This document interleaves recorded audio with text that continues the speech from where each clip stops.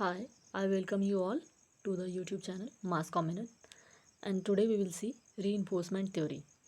अब इसके नाम में ही एविडेंट है ये क्या है रीइंफोर्समेंट यानी किसी चीज़ को दोबारा इन्फोर्स किया जा रहा है। कौन सी चीज़ होगी वो जो आपके बिलीफ होंगे, जो आपका एटीट्यूड होगा, फिर जो आपके थॉट्स होंगे, उन सारे चीज़ को रीइंफोर्स करवाया जाएगा किसके थ्रू? मीडिया के थ्रू।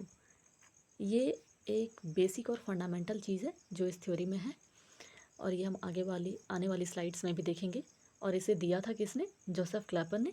कब? 1960 में। किसी भी चीज़ के अगर हम कॉन्टेक्स्ट को एक बार देख लेते हैं, पता कर लेते हैं, तो हमें काफ़ी आइडिया हो जाता है कि उस समय क्या चीज़ें चल रही थी, कंट्रीब्यूटिंग फैक्टर्स क्या थे, लिमिटिंग फैक्टर्स क्या थे, जिन्होंने इस थ्योरी को अपने होल सोल आइडिया के बेस तक आने में काफ़ी मदद किया होगा। तो उन चीज़ों को जब हम देखते हैं तो हम पाते हैं कि ये लिमिटेड इफ़ेक्ट्स ऑफ मीडिया की सीरीज़ में ही एक थ्योरी है। अब लिमिटेड इफ़ेक्ट्स की जो थ्योरी थी उसमें क्या था? मीडिया का भी उतना ही रोल था जितना कि किसी पर्सन का रोल था। तो यहाँ ना तो पर्सन को अंडरमाइन किया गया था, ना तो मीडिया को अंडरमाइन किया गया था। दोनों को वैल्यू दी गई थी कि मीडिया का भी कुछ रोल है और फिर पर्सन का तो रोल है ही, क्योंकि ये रैशनल बीइंग है।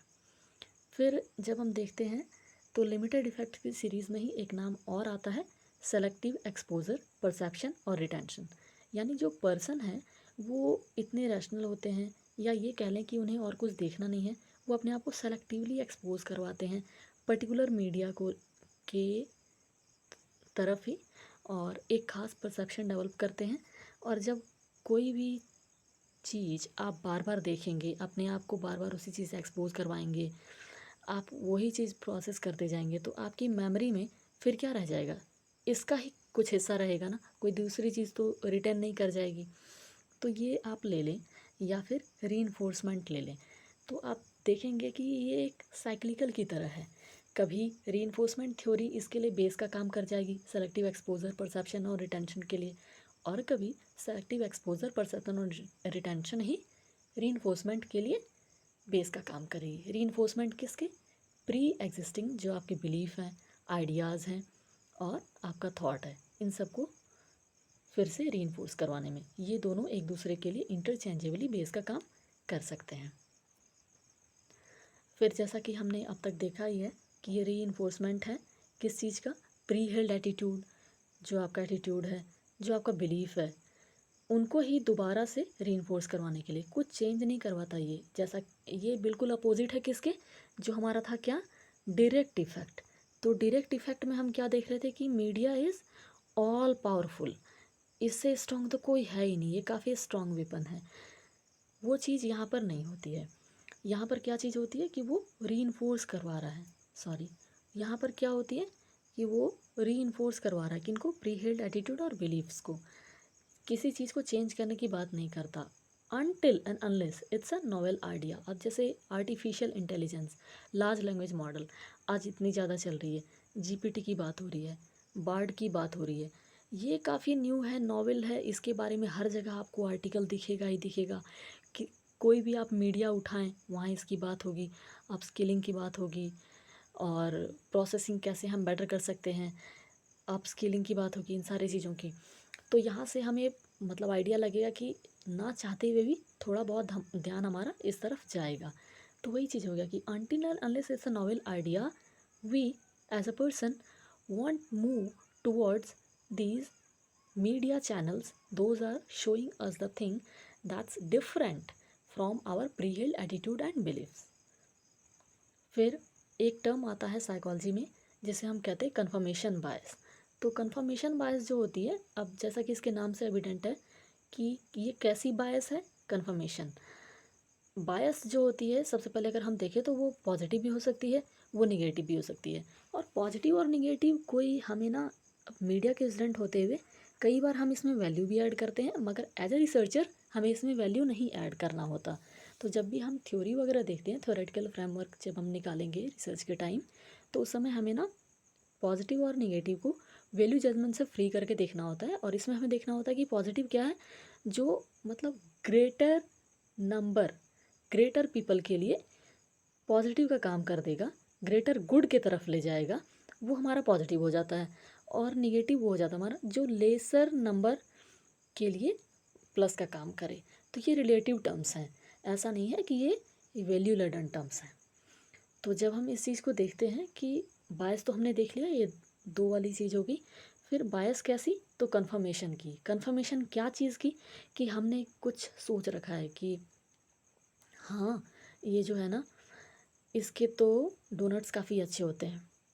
फिर हमें किसी दोस्त ने कहा कि चलो उस कैफ़े में चलो, वहाँ भी अच्छे सर्व किया जाता है। हम वहाँ जाते हैं और किसी से हमने ना ये बात सुन ली आते जाते कि अरे वो वाला रिसर्च तुमने देखा, फलां रिसर्च, चलो प्यू की नाम ले लेते हैं या किसी और की ले लेते हैं, abcx.com, किसी की भी। इन्होंने अपना एक सर्वे कराया है और उसमें आया है कि जो एक्स डोनट है, जो हमारी मतलब बायस है, हमने कंफर्म कर रखा है अपने मन में, हमने ये बायस डेवलप कर रखा है अपने मन में कि एक्स डोनट ही काफ़ी अच्छे होते हैं। और जो abx.com का सर्वे आया है, वो हमने भी हाल फिलहाल कहीं ऐसे स्क्रॉल कर लिया कैफ़े में बैठे बैठे ही देखा क्या, कि उसके सर्वे के अकॉर्डिंग ये पता चला है कि ये वाले डोनट जो एक्स हैं ये काफ़ी पॉपुलर हैं, काफ़ी अच्छे हैं। और दो चार पॉइंट ऐसे मान लें मार्केटिंग के कि हाँ ये हेल्दी भी है, कैलोरीज भी उतना नहीं डालता आपको, तो आपका मेटाबॉलिज्म भी ठीक रखता है, आपकी बीएमआई भी सही रहती है, कैलोरी इनटेक आपको ज़्यादा नहीं करवाती। ये सारी चीज़ें हम देख लेते हैं। तो अब क्या हो गया हमारा ना, ये कन्फर्मेशन बायस हो गया। अब हम और उन सारी चीज़ों को ही देखते जाएंगे जो कि हमारे इस बायस को सपोर्ट करती हुई चीज़ों को दिखाएगा। उन मीडिया को ही हम देखते जाएंगे। तो देख रहे हैं आप कि कितना ज़्यादा रिलेटेड है ये कन्फर्मेशन बायस, रीइंफोर्समेंट थ्योरी और ये selective perception retention. First of all selective exposure then perception retention. ये आपको काफ़ी रिलेटेड टर्म्स लगेंगे, मगर इनमें एक माइनर सा डिफरेंस बनता है। वो डिफरेंस ये बनता है कि जब भी हम रीइंफोर्समेंट थ्योरी की बात करें तो यहाँ पर हम स्पेसिफिकली देखते हैं किसका रोल, मीडिया का। मीडिया का कैसा रोल, कि मीडिया किस तरीके से कौन सा एंगल डाल रहा है, कौन से फ्रेम डाल रहा है, उसके थ्रू उन चीज़ों को रीइंफोर्स करवा रहा है। इन चीज़ों को हम देखते हैं तो वो आ जाता है हमारे किस में, रीइंफोर्समेंट थ्योरी में। फिर अगर हम बात करें किसकी, कन्फर्मेशन बायस की, तो कन्फर्मेशन बायस में जो इंडिविजुअल होंगे अलग अलग, मैं, आप, आपके दोस्त, मेरे दोस्त, इनका पर्सनल बायस होगा। और वो हो सकता है कि कॉग्निटिव बायस हो या उसका कोई और दूसरा ओरिजिन भी हो। तो ये काफ़ी हद तक इंडिविजुअलाइज्ड होता है कन्फर्मेशन बायस। यहाँ पिछला वाला जो हमने देखा रीइंफोर्समेंट थ्योरी, उस रीइंफोर्समेंट में हमने क्या देखा था स्पेसिफिकली, मीडिया का रोल क्या रहता है। और कन्फर्मेशन बायस में हमने क्या देखना है कि इंडिविजुअल का अपना बायस क्या है। तो ये काफ़ी हद तक इंडिविजुअलाइज्ड होगा। फिर जब हम तीसरे की बात करते हैं जो हमने देखी थी, सेलेक्टिव एक्सपोजर, परसेप्शन और रिटेंशन, तो यहाँ पर हम पाएंगे कि रोल ज़्यादा किसका आ जा रहा है, प्रोसेस का, कि किस तरीके से हम इसको प्रोसेस कर रहे हैं, हम कितनी ज़्यादा तवज्जो दे रहे हैं इस बात को कि हम एक स्पेसिफिक मीडिया को ही एक्सपोज करवाएंगे अपने आप को। और ये जानबूझकर हो रहा है, कोई हमें फोर्स नहीं कर रहा। फिर वो परसेप्शन हमारा डेवलप होता है, फिर उस चीज़ को हम रिटेन कर रहे हैं। तो ये जो पूरा प्रोसेस है, ये जो पूरा प्रोसेस है यहाँ पर ये ही रहती है अंडर स्टडी। तो ये चीज़ हमें इन तीनों को डिफ़र करवाने में हेल्प करती है। तो हो गई हमारी ये थ्योरी, इतनी ही थी, छोटी सी थी। बस इस बात को वीडियो के थ्रू मैंने इसलिए लिया ताकि ये तीनों जो सेलेक्टिव है और कंफर्मेशन है और ये रीइंफोर्समेंट, तीनों हमें मिक्स जैसी ना लगे, सिमिलर लगती हैं मगर सेम नहीं है। तो फ्रेंड्स, अगर आपको ये इनिशिएटिव अच्छा लगा हो, ये वीडियो जैसी भी लगी हो, आप ज़रूर बताएं। और कोई आपके डाउट्स आते हों या कोई स्पेसिफिक टॉपिक पर बनाना हो या कुछ भी ऐसा, तो आप कमेंट करके ज़रूर बताएं। And yes, don't forget to subscribe, like, share and comment. Thank you.